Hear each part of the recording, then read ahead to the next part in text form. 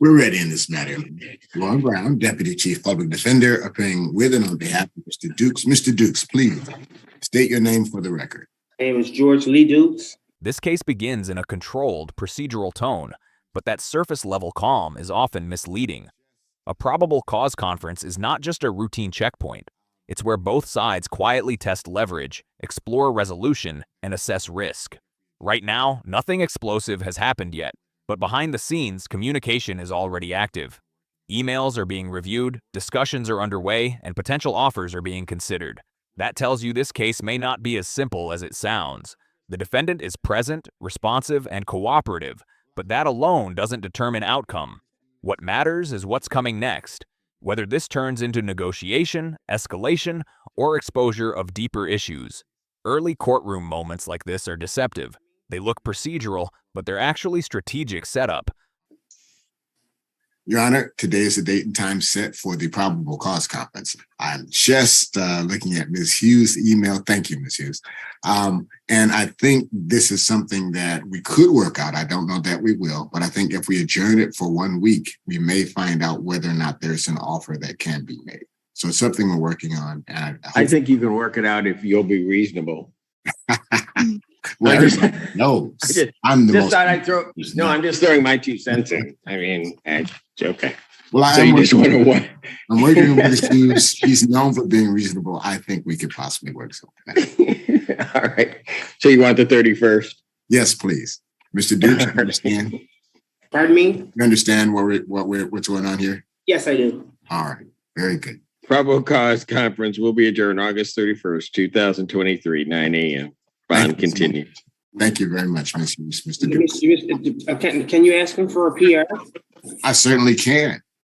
Your Honor, my client would like me to ask you for a PR bond in this matter. Because I'm supposed to get a shot. I work with CMH, and I'm supposed to get a shot Tuesday. I should be able to get the shot. I live in town. I will return. I was in the hospital. Mr. Dukes, go ahead. Let me handle this part. I got you. Okay. I apologize. No, that's all right. That's all right. I appreciate your enthusiasm. And I'm sure the judge does too.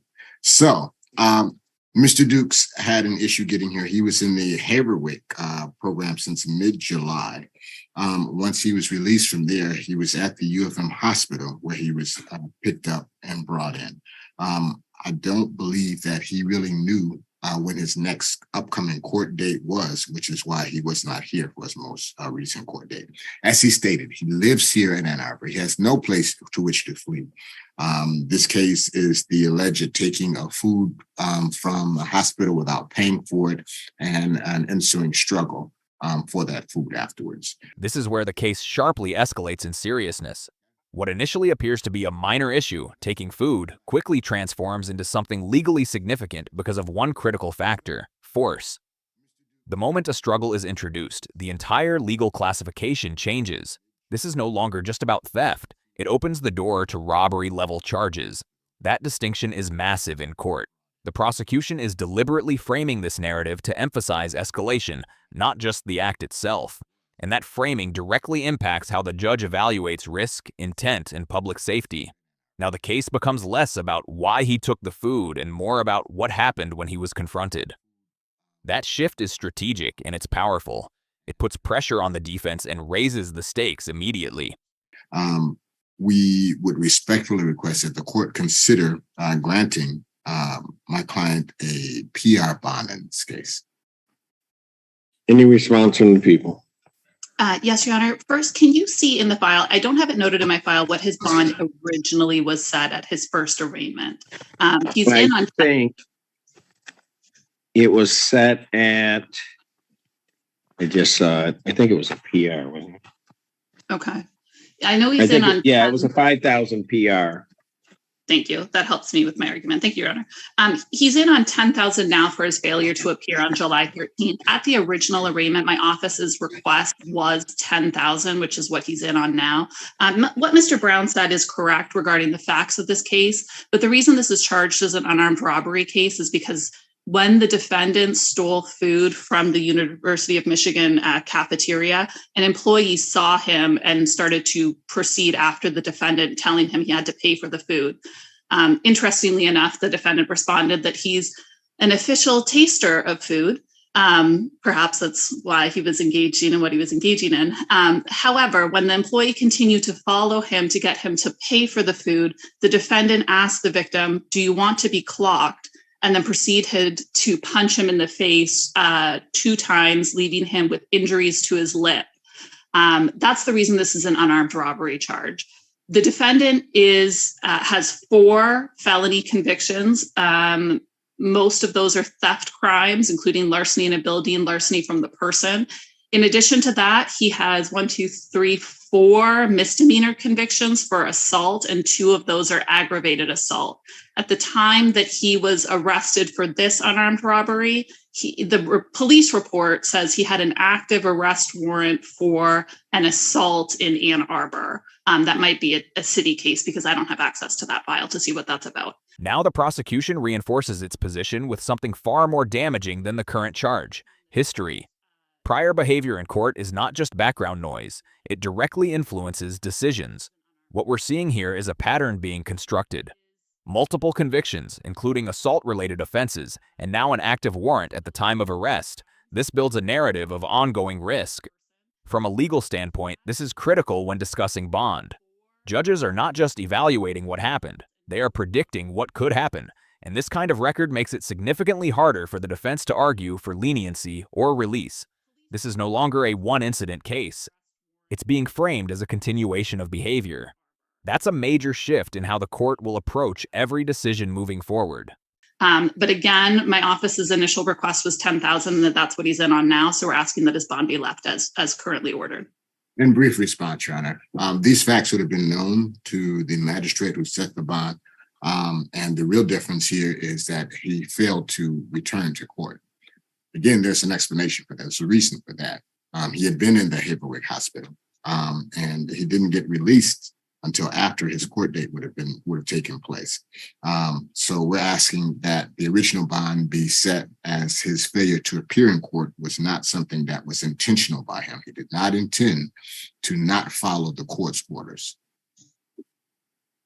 I'm going to deny the motion for bond reduction at this time. We're set out in a week, and maybe I can get some updated information regarding his communication and treatment through CMH, which would that may have been part of the basis for what happened in the case. And I realize there was the violence involved, but I would like to make sure that the individual is, I guess I'll say, stable, or at least under the supervision of somebody prior to release. I understand. Okay. All right. So it's denied at this time. Bond will continue. Thank you. Thank you. Thank you. Court calls the case People versus Jason Bryant.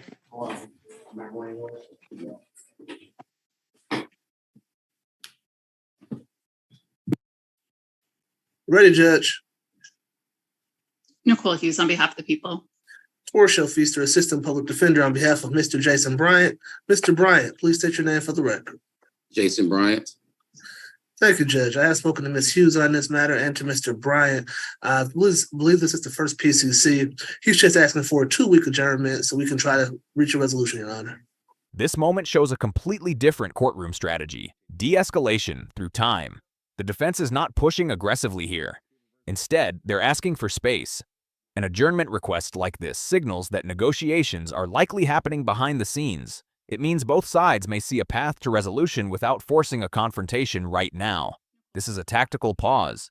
And in many cases, these pauses are where deals are actually formed. The courtroom may look quiet, but the real movement happens outside the spotlight through communication, compromise, and leverage. The key question here is, what kind of resolution are they trying to reach? Because asking for time usually means something is already in motion.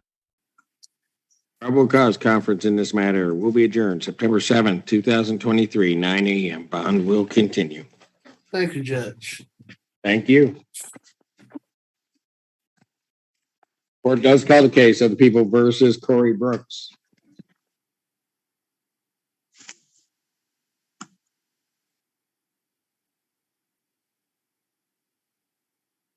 Good morning, Your Honor. I'm Special Assistant Attorney General Mitchell Wood for the People.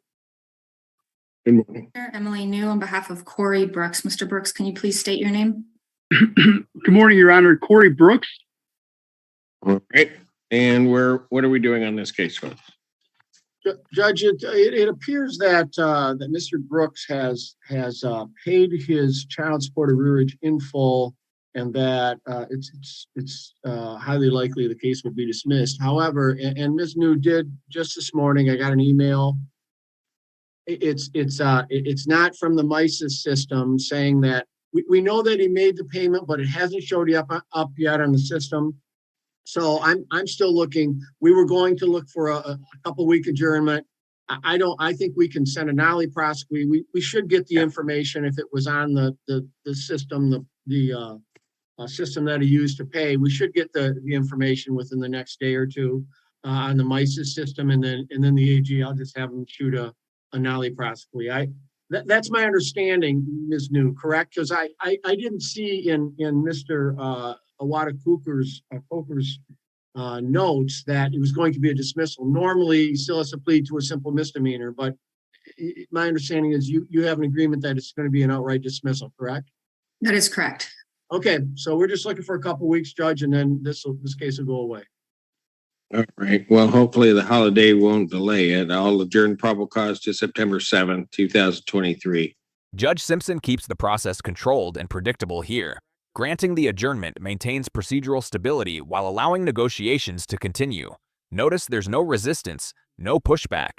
This suggests the request is reasonable within the context of the case, but it also means nothing is resolved yet.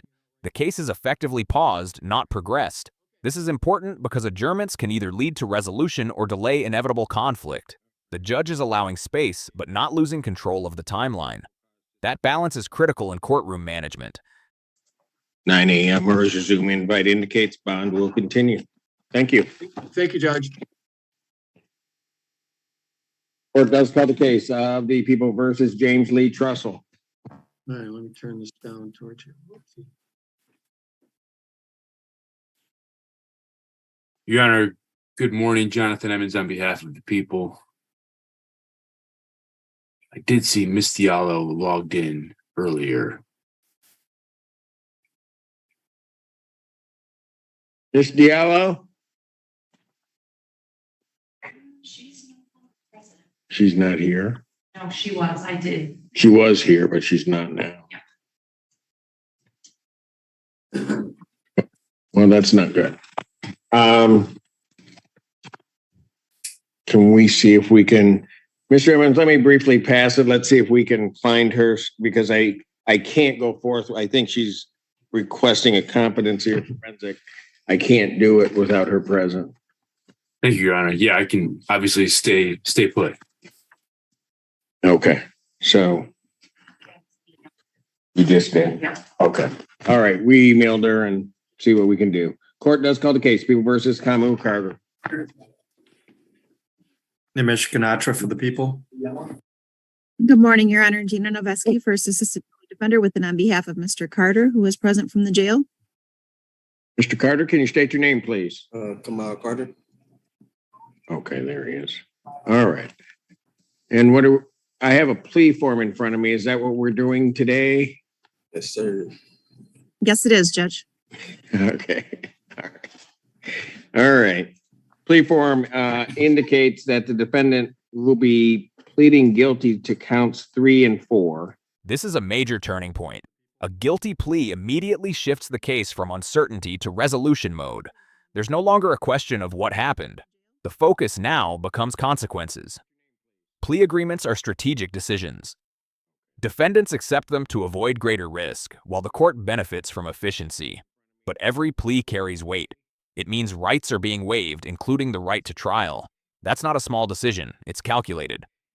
The defendant is choosing certainty over risk, and that tells you something about how strong the case may be or how risky a trial could have been. Count 3 being attempted resisting and obstructing a 1-year offense, and count 4 being refusal to obey a traffic order. That's a 90-day misdemeanor. Upon a successful plea to those charges, counts 1 and 2 would be dismissed. There's also an agreement that he agreed to plead to the child abuse 4th and DV and 14A cases before me, and I think that's been done. It has. Yeah, because I'm getting sick of Mr. Carter. No, I'm just kidding. I've seen a lot of it. I'll just put it that way. I didn't mean sick in the bad way. I know what you mean. Okay. Okay. Your Honor, that's the people's understanding of the plea agreement form. Thank you. Thank you. All right. Mr. Carter, can you please raise your right hand? Do you solemnly swear or affirm testimony you're about to give will be the truth, the whole truth, and nothing but the truth, so help you God? Yes, sir. All right. State your name again for the record, sir. Kamal Carter. All right. Sir, it is this court's understanding that you're going to be pleading to 2 misdemeanor charges. Count 3, the attempted resisting and obstructing, is a misdemeanor punishable by up to 1 year incarceration, and I think it's a $1,000 fine plus court costs. Isn't that correct, Count? This says 2, but I think it's a 1 year, $1,000 fine plus court costs. Yes, I believe you're correct.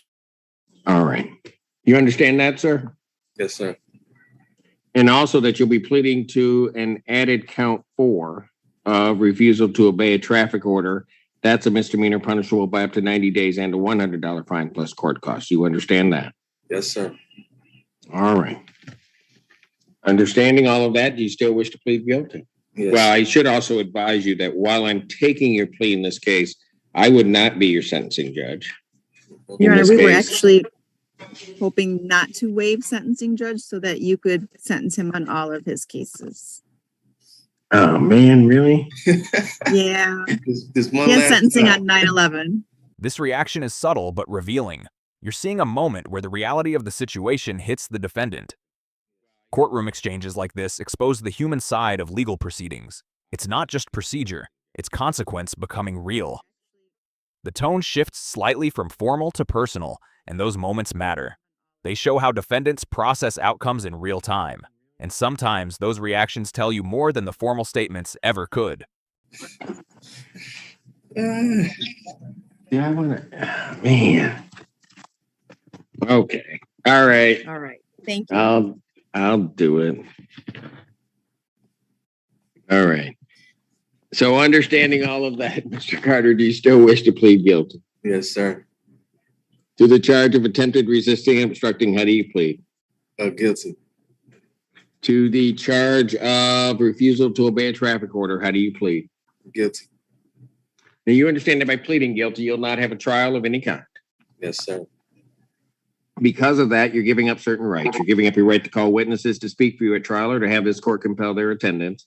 You're giving up your right to see, hear, and question all witnesses against you at trial.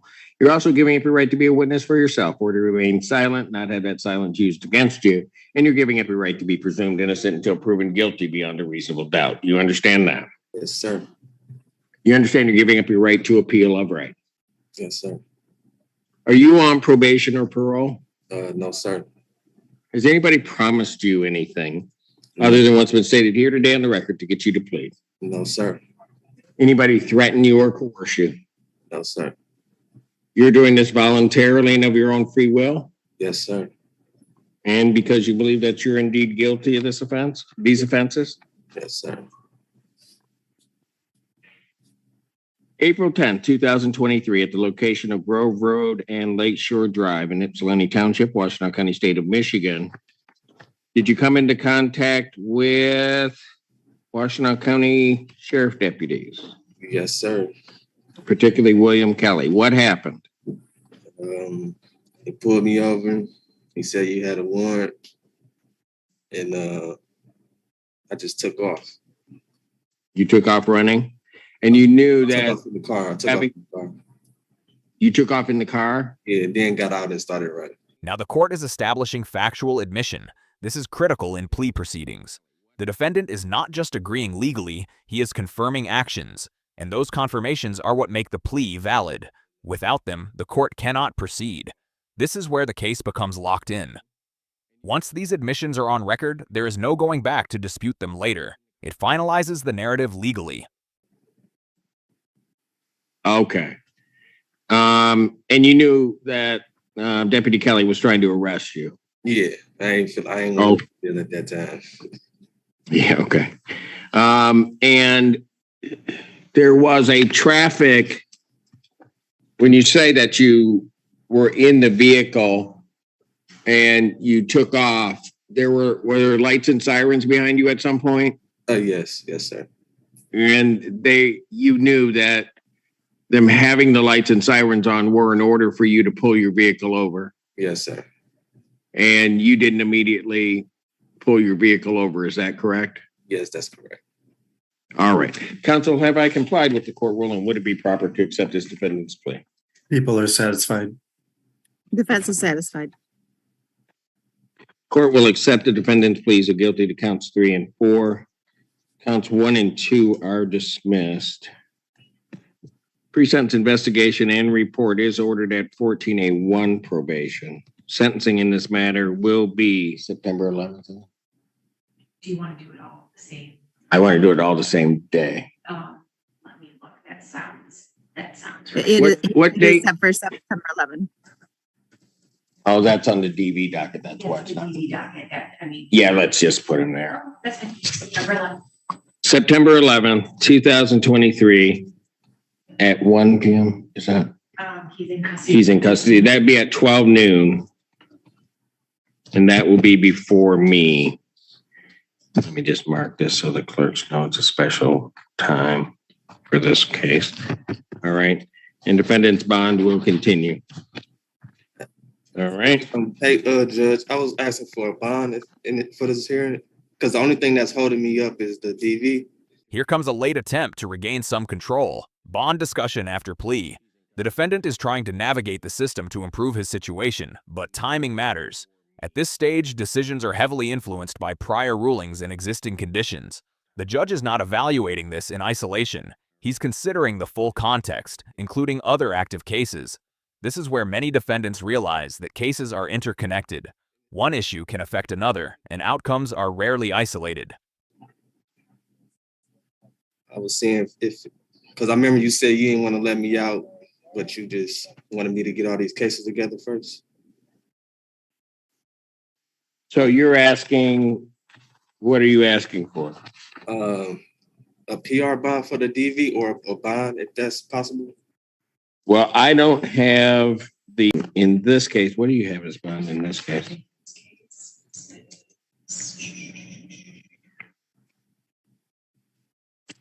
I mean, you denied my bond on the DV case. That's why, Yeah, and I'm unlikely to change that without a full hearing. So so what I'm going to do in this case is just leave your bond where it is and continue it at this point. Okay. All right. This is actually a PR. No, instead, Mr. Carter, what I'm going to do is because your bond is denied on your DV case, I'm going to set your bond in this case at $1,000, 10%. And the reason I'm going to do that, that's $100. The reason I'm going to do that is so you're going to get credit against this case. Okay, so could you repeat that again for me? So your bond on this case was a PR. Okay. You would not get credit for the time that you're in on this case. Okay. So I'm setting your bond at $1,000, 10%, basically $100. So that what will happen is you will receive credit for the time that you're in on this case when it comes to sentencing. So if I was to bond out, I will still be in here? Well, you're not going to be able to bond out on your DV, right? Because I'm holding you on that. Okay. I just don't want you not to get credit on this case. So that's why I'm giving you a bond on this case. Okay. All right. Okay. Mr. Nebesky, is there any objection to the court doing that? I mean, I think you understand why. She's having mic issues. You're having mic issues. Yeah. Okay. But let me do it this way. Ms. Nebesky, you can nod or shake your head. Do you agree with what the court has done in that would be in your client's interest? Okay. All right. And they'll be down to explain it to you in a little bit more detail. Okay, Mr. Carter? Okay. This final moment brings clarity to the court's reasoning. Judge Simpson is not simply denying or granting requests randomly. He's structuring the outcome in a way that ensures procedural fairness. By adjusting the bond, the court ensures the defendant receives credit for time served, even while being held on another case. That's a technical but important legal decision. It shows how courts manage overlapping charges and ensure sentencing outcomes remain balanced. This case highlights how quickly situations escalate, from minor allegations to serious charges, and how prior history, courtroom behavior, and legal strategy all combine to shape outcomes. Judge Simpson maintained control throughout, balancing caution with procedural fairness. If you found this case as shocking as we did, make sure to hit that like button. Share your thoughts in the comments, and don't forget to subscribe for more jaw-dropping courtroom breakdowns.